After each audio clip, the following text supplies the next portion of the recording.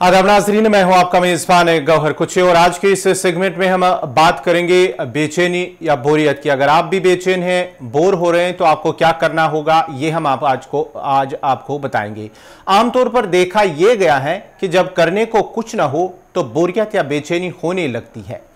बेचैनी अक्ताहट का पहला मुज़हिर होता है, इसलिए ज़रूरी नहीं कि बेचैनी का बाकायदा इजहार भी होता हो। यह महज बेकुल होना भी हो सकता है, मगर सवाल यह है कि जब जिंदगी इतनी मसरूफ हो चुकी हो तो कोई बेकार कैसे रह सकता है। काम तो बहुत ज्यादा होते हैं जो किए जा सकते हैं। अक्ताहट और काहली की एक बड़ी उमूमी वजह किसी भी काम का वैसा ही होना है जैसे वो मुसलसल होता आ रहा है, या फिर तफरीह के मौके और वसाइल का ना होना, या वक्त भी मिलता हो तब भी उनकी जानिब माइल ना होना हो सकता है। आज हम आपको उकताहट या काहली से बचने के ऐसे 10 तरीके बयान कर रहे हैं जिन पर अमल करके आप अपनी इस मुश्किल से बासानी निजात हासिल कर सकते हैं। सबसे पहले बात करेंगे, खुद को बुरा भला ना कहें। जब आप बोर हो रहे होंगे तो अपने आप को बुरा भला ना कहें। कोरोना की आलमी वबा के दौरान बहुत से लोग उकताहट और काहली का शिकार हुए। आप तनहा नहीं हैं, इसलिए खुद पर मेहरबान हो और जो कुछ आप महसूस कर रहे हैं उसकी बुनियाद पर खुद को बुरा भला नहीं कहे। वो एक मुश्किल वक्त था जो गुजर गया और ऐसी कैफियत से दो चार होना आम सी बात है। अब जिन कामों से मदद मिलती है उन्हें ध्यान में रखें। मुख्तलिफ काम करते वक्त अपने एहसासात पर ध्यान देना बहुत अहम है। जो काम या बातें आपको अच्छी लगती हैं और उनमें मज़ा आता है उनका एक रिकॉर्ड रखें और उन्हें ज़्यादा वक्त दे। तहकीक से मालूम हुआ है कि गुज़श्ता बरस के दौरान नौजवानों के लिए बोरियत या उकताहट सबसे बड़ा मसला रहा है।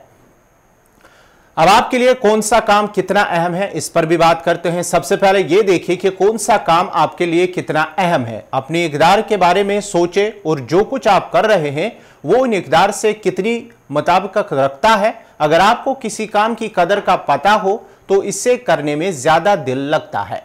अब बात करेंगे, अहम कामों पर तवज्जो मरकूज रखें। अपनी सरगर्मियों की मजबूत बंदी अपनी इक़्तिदार के मुताबिक करें। मसलन कोई ऐसा काम जिसमें किसी की भलाई हो या जो आपके मकासद के हुसूल में मददगार हो। सादा सी बात यह है, ये देखें कि आपके लिए क्या अहम है और फिर वही काम ज़्यादा से ज़्यादा करें।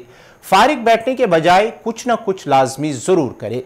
अगर दिल ना भी चाहे तो थोड़ा कुछ करना शुरू कर दे।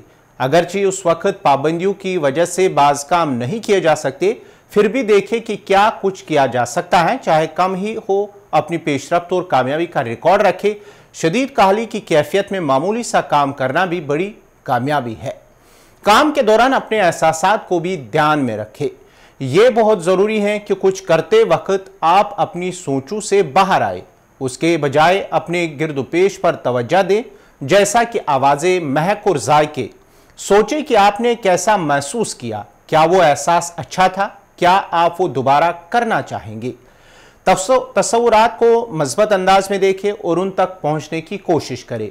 तस्वुरात आपके जहन पर बहुत ज़ोरदार असर रखते हैं। जो कुछ आप करना चाहते हैं उसके बारे में तफसील से सोचें, उन इक़दामात पर गौर करें जो आप अपने मकसद के हुसूल में उठाना चाहते हैं, और अगर राह में कोई रुकावट हो तो उसे कैसे दूर करेंगे।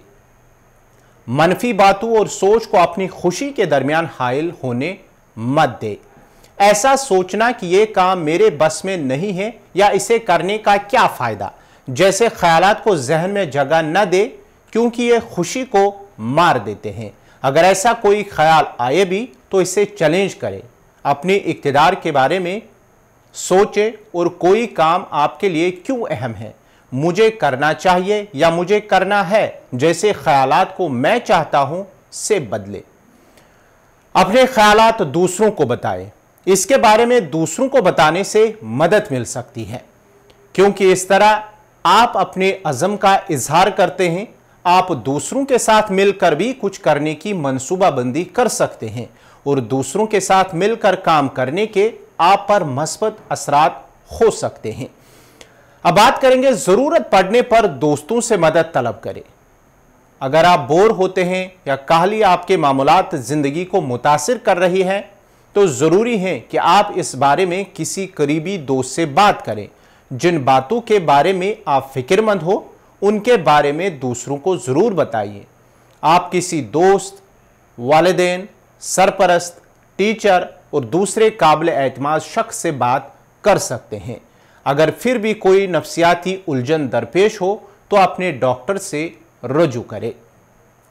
तो नाजरीन, आज हमने आपको बताया है कि अगर आप बोर हो रहे हैं या कहली आपको तंग करती हैं या उसकी वजह से आप परेशान हैं, कुछ ऐसे चीज़ें हमने आपको बताई जिस पर अमल ज़रूर करना होगा और उससे आपकी जो कहली है वो दूर हो सकती है और आपकी जो परेशानी है वो भी दूर हो सकती है। तो उम्मीद करते हैं कि आज का इस सेगमेंट आपको पसंद आया होगा, लेकिन चैनल को सब्सक्राइब करना ना भूलिएगा। मुझे गौहर कुछे को इजाज़त दीजिए। कल एक और सेगमेंट के साथ आपके सामने दोबारा हाजिर होंगे। तब तक के लिए अल्लाह हाफ़िज़।